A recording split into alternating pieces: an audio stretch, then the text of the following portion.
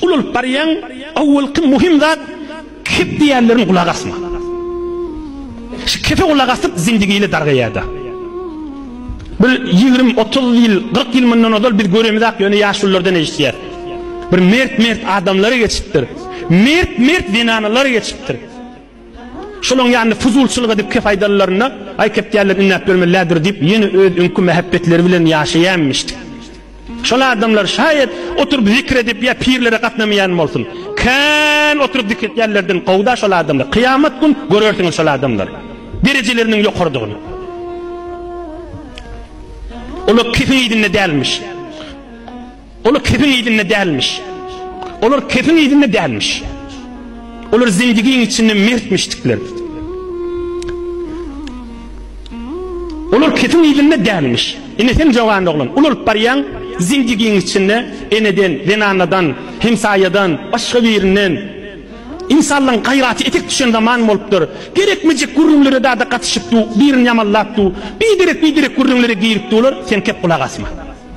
Kadim Türkmeniň bir mert adamlary bar. Özleri garaçy bolsa, Türkmen garaçy diýdi, awam diýdik da. Özleri awamyň içinde de bolsa, şu ýerde mertmişdikler, şolardan bol. Şuň bir netijesi şuda. Kefi innete o ýüregiň agyrtýandyr. Oğlum kefi eşdiyen da falani bana şey dedi mi? Şu hemsaya mı? Ya şu kaynata mı? Şu kaynana mı? Şu körük mü? Ya şu ene dedem mi? Ya şu doğunun bana şikayet etti mi? Hatmen şeyle mi diye? İnne bir tarafı bir hurmatı yetip başlaya. Şunu kulak asmalarla. Bol yasak olayım. Eşittim bol yatan yakasın diyeyim. Neticesinin bir irişi de.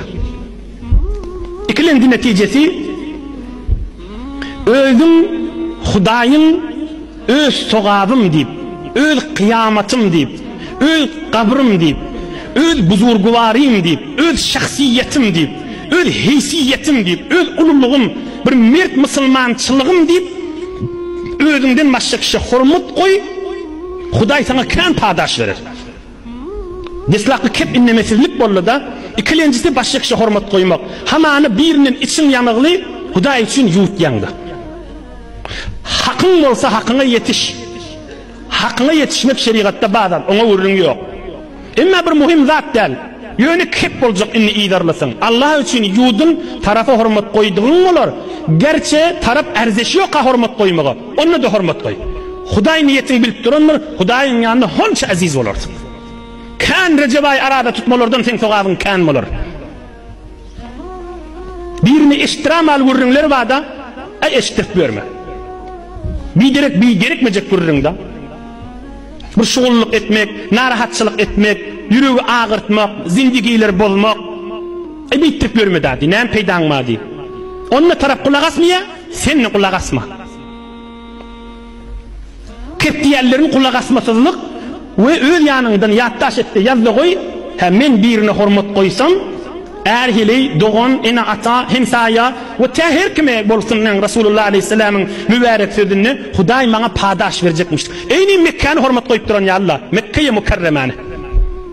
Sana işi düşüp gelen adam sen imzan şuna gerekmiştik. Sen elinden tutmağın gerekmiştik. Gel ağam sen şitadan git. O otağa gir, ondan tam o otağa gir gip yola salmağın. O şuna menleş hurmat koymakta bellice de hatta. Ölümden çüreyim sogap yığına. Näme bilen? Hurmat koymak bilen. Näme bilen? İhtiram, hurmat koymak bilen. Näme bilen? Hurmat koymak bilen. Bir yerlerde ki şeytan seni vasvase ediye, şunu ayt deyip aytma. İhtiram koy tarafa. Peygamberimiz Aleyhisselam yidinden aydıptır. Ve innekum setelqavne rabbekum feyes'elukum an a'malikum. Yine 6-7 dakika vaktimiz var. Ey ummatum deyiptir. İşte hiç kim dünyadan geçeceksiniz deyiptir. Şu işmenin içinde bir nefer kalmandır. Bir nefer kalmandır 1400 yıl geçiptir. İşte hiç kim dünyadan geçeceksiniz. Ve biz de hemmamizde geçecektir. Ve hemmamizde geçecektir. Adına büyüsen ma çemelli düzülür, çemen senin kurir cerine evlenmez. Hemmamizde geçecek. Hemmamizde geçecek. Ve Allah Teala bizim amalımızdan soracaktır.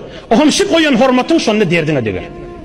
Şu kahar yudanın, şu kep gezdirilmedik, Şu sofi pirin arasında kep gezdirmek, ustad şagirdin arasında kep gezdirmek, mescit cemaatın arasında kep gezdirmek, kudolun arasında kep gezdirmek, iki dostun arasında, iki hemkarın arasında, bir müdir ve müdiriyetinin içindeki adamların arasında, hanavadaların arasında, şu kep gezdirmeyin, koy Müslümançılık doğun olup yaşılsın deyse, olukon derece padaş Huday kıyamette verecektir.